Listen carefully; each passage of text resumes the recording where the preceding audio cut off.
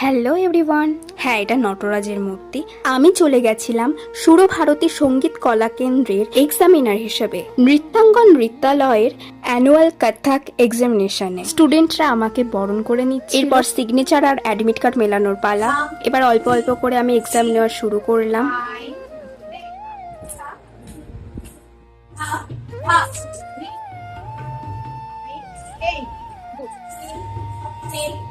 এবার একটু চা খাওয়ার পালা আমার।